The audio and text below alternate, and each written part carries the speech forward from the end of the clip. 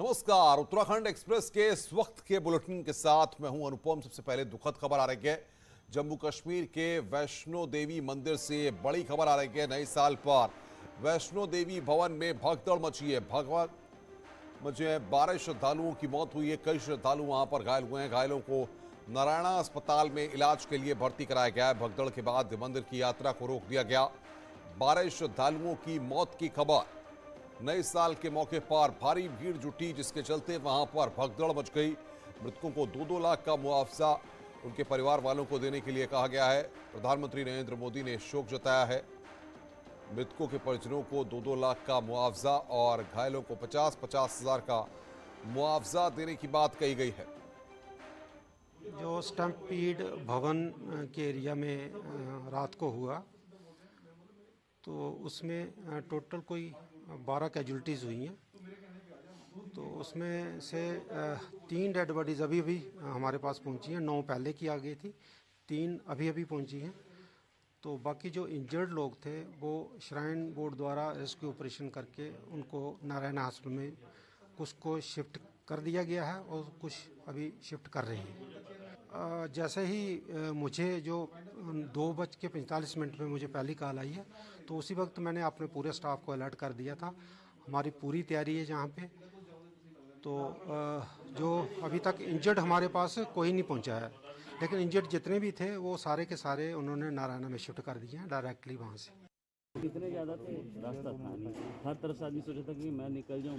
जिसने दर्शन कर लिया वो भी सोचा मैं पहले निकल जाऊँ, और जिसने दर्शन नहीं किया तो मैं पहले के दर्शन कर लूँ। यहाँ से हमने कटरा से यात्रा शुरू की और यहाँ आकर पता चला कि यात्रा बंद है जी। किस लिए बंद है ये अब पता किया तो लोगों से पता चला कि वहाँ पर बहुत बड़ा हादसा हो गया है जिसमें जितने लोगों की जानें चली गई। प्रधानमंत्री नरेंद्र मोदी ने शोक जताया है। मृतकों के परिजनों के लिए संवेदना जताई है। घायलों के जल्द ठीक होने की प्रधानमंत्री ने कामना की है। तो 12 श्रद्धालुओं की मौत हुई है। 13 श्रद्धालु भगदड़ में घायल हुए हैं। और बातचीत करने के लिए मनोज कौल हमारे संवाददाता हमारे साथ जुड़ रहे हैं। मनोज जी, क्या स्थिति इस वक्त बनी हुई है और क्या वजह बताई जा रही है भगदड़ के पीछे? देखिए, स्थिति इस तरह है कि फिलहाल यात्रा जो है उसको स्थगित कर दिया गया है, सस्पेंड कर दिया गया है, क्योंकि जिस तरह का हादसा वहां पे हुआ उसके बाद प्रशासन फिलहाल ये कोशिश कर रही है कि जितने लोग वहां पे घायल हो गए थे उनका उपचार किया जाए। और वहाँ पूरा जो एरिया है उसमें अभी भी सर्च ऑपरेशन चल रहा है कि कहीं कोई यात्री किसी वहाँ पहाड़ी से रुड़ा के नीचे न गिरा हो। तो फिलहाल यात्रा को जो है स्थगित कर दिया गया है। और जहाँ तक भगदड़ मचने का सवाल है कि ये किस तरह के इसके कारण क्या है, उसके बारे में आधिकारिक तौर पे कोई कुछ नहीं कह रहा है। तो ये कहा जाता है कि भगदड़ मची और उसके बाद ये हादसा पेश आया। लेकिन कुछ लोगों का ये कहना है कि कुछ लोगों से हमारी बात हुई थी, उनका ये कहना है कि उन्होंने ऐसा हुआ है कि वहाँ पर एक CRPF का जो जवान है जो ड्यूटी पे तैनात था वो किसी कारणवश फिसल गया। और फिसल के जैसे वो नीचे आ गया तो वहाँ जो श्रद्धालु मौजूद थे उनमें भगदड़ मच गई। उन्हें लगा कि शायद कोई बड़ा हादसा पेश आया है, किसी तरह का। मनोज जी, सवाल ये है कि इस तरीके से जब इतनी भारी संख्या में भीड़ वहां पर जुटती है तो उसके बाद प्रॉपर मैनेजमेंट होता है भीड़ का कि कितनी भीड़ को दर्शन के लिए भेजना है। क्या वहां पर व्यवस्थाओं में कुछ कमी देखी गई जिसके चलते ये हालात पैदा हुए हैं? देखिए, ये हर साल वहाँ भीड़ रहती है, चाहे वो नया साल का मौका हो या फिर जब कुछ और स्पेशल दिन होते हैं जब ज्यादा यात्री वहाँ चले जाते हैं। लेकिन ये सही बात है कि जिस तरह से आज ये हादसा पेश आया है उसमें ऐसा लग रहा है कि कहीं ना कहीं यात्रियों को मैनेज करने में कहीं चूक जरूर रही है।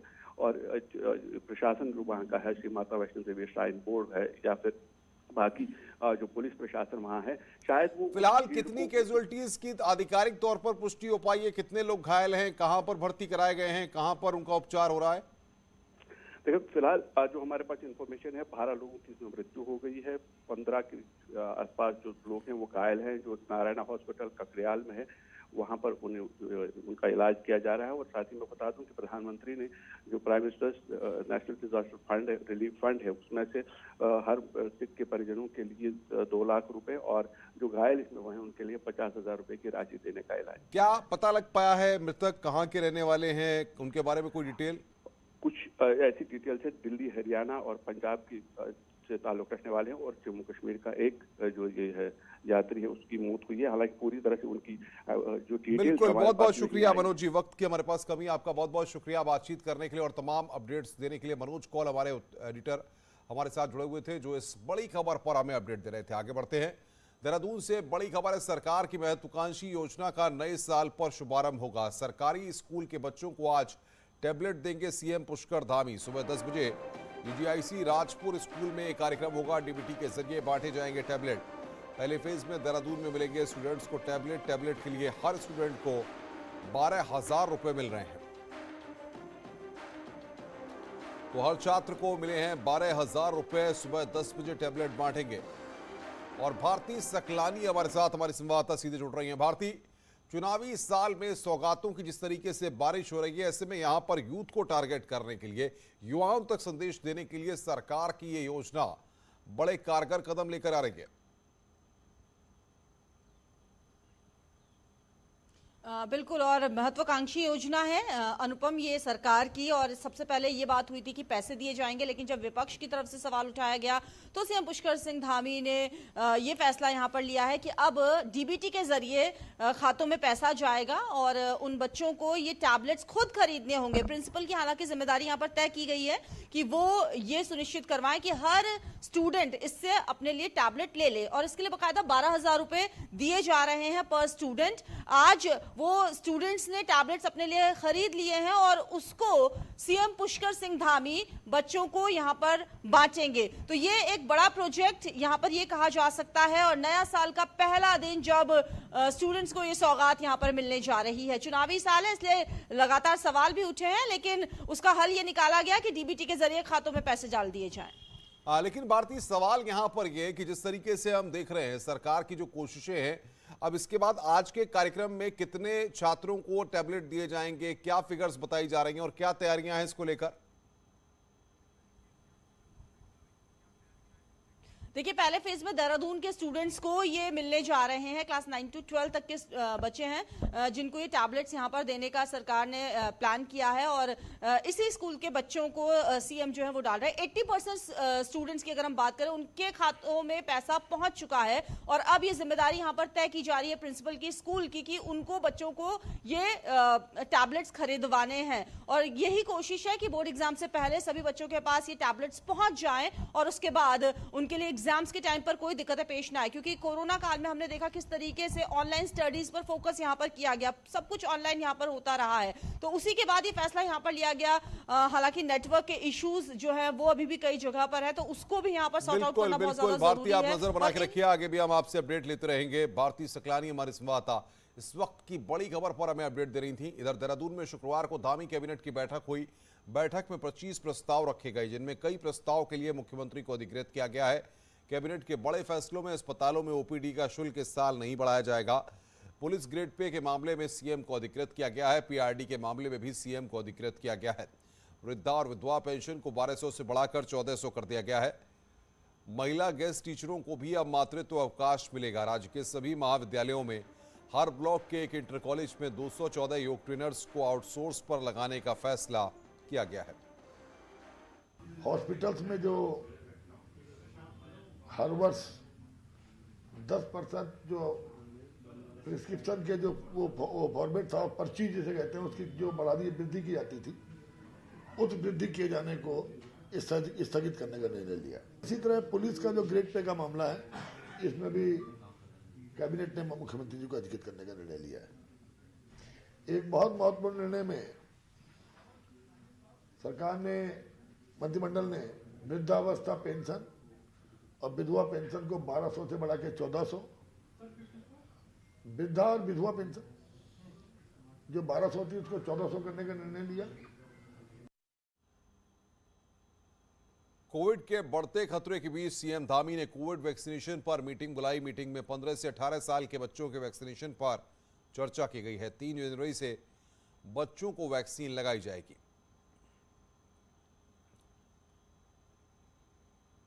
कोरोना को लेकर सख्ती लगातार बढ़ाई जा रही है। नए कोविड केस की बात करें तो शुक्रवार को राज्य में 88 नए मामले सामने आए हैं, जबकि 32 मरीज रिकवर हुए हैं और अब राज्य में कुल 302 एक्टिव कोरोना मरीज हैं। देहरादून में सबसे ज्यादा 48 केस सामने आए हैं, वहीं एक मरीज की मौत भी हुई है। 6 महीने बाद राज्य में एक दिन में सबसे ज्यादा केस आए हैं। इससे पहले 6 जुलाई 2021 को उत्तराखंड में कोविड के 89 केस सामने आए थे।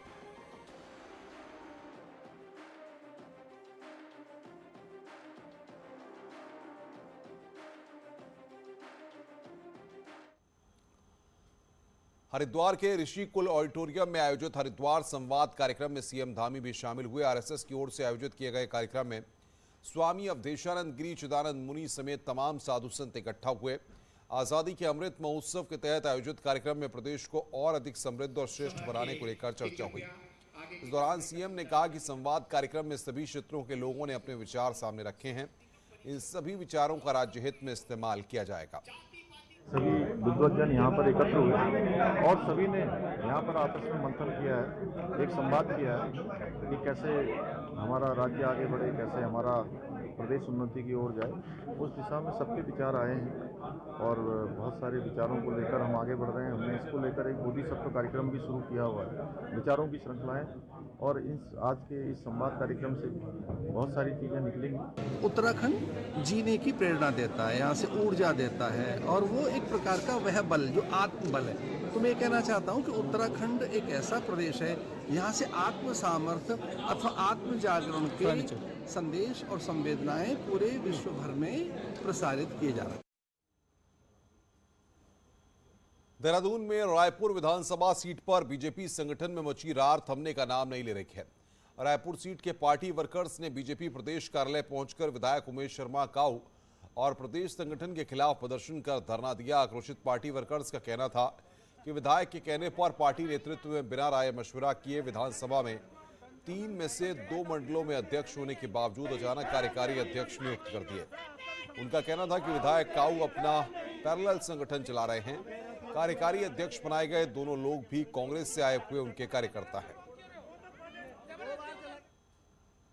दिल्ली के मुख्यमंत्री और आम आदमी पार्टी के संयोजक अरविंद केजरीवाल एक बार फिर देहरादून के दौरे पर आएंगे।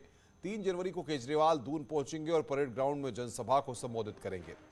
उत्तराखंड दौरे पर पहुंचे दिल्ली के मंत्री गोपाल राय ने इसकी जानकारी दी।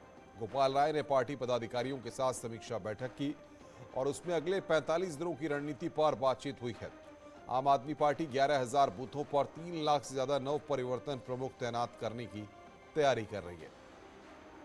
निर्णय लिए हैं इन बैठकों के द्वारा कि 45 दिनों में अब इस अभियान को तेज करने के लिए 3 जनवरी को देहरादून में दिल्ली के माननीय मुख्यमंत्री अरविंद केजरीवाल जी की नव परिवर्तन रैली हम करने जा रहे हैं, जो परेड ग्राउंड मैदान में होगी।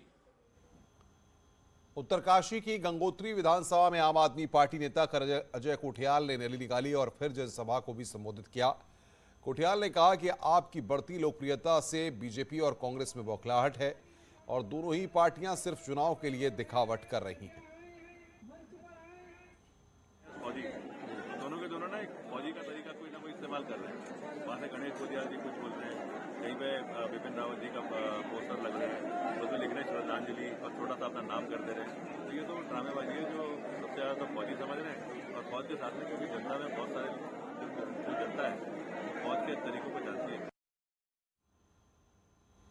हरीश रावत द्वारा प्रदेश में अवैध खनन के आरोपों पर केंद्रीय मंत्री अजय भट्ट ने पलटवार किया। रुद्रपुर पहुंचे अजय भट्ट ने कहा कि हरीश रावत ने सीएम रहते हुए पूरे प्रदेश को खनन में बेच दिया था और आज बेवजह आरोप लग रहे हैं। सीएम धामी ने खनन पर सख्ती लगा रखी है, यदि कहीं अवैध खनन हो रहा है तो बताएं।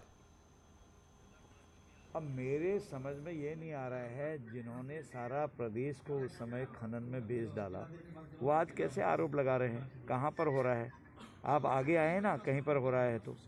मुख्यमंत्री जी ने बहुत शक्ति करी हुई है इस समय और बहुत अच्छा काम हमारी सरकार कर रही है।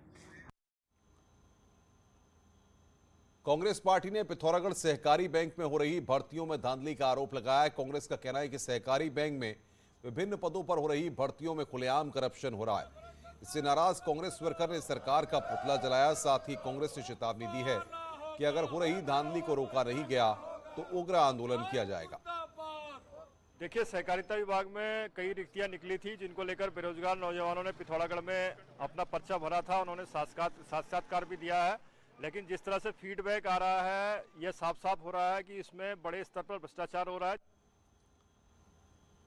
पहाड़ों में जबरदस्त ठंड पड़ रही है और लगातार बर्फबारी से तापमान भी गिर गया है। तस्वीरें 15,000 फीट पर -20 डिग्री की हैं, जहां बर्फबारी और कड़ाके की ठंड के बाद जोशीमठ में छतराकुंड झील जम गई है।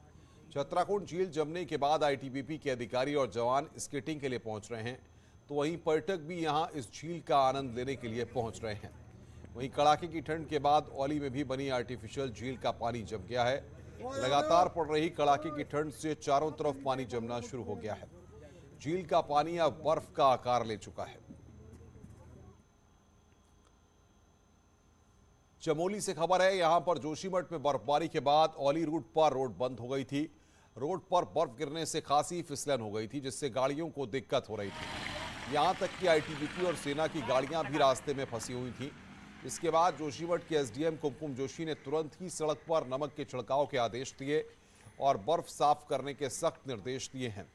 प्रशासन भी हरकत में आया और सड़क पर बर्फ का छिड़काव किया गया है।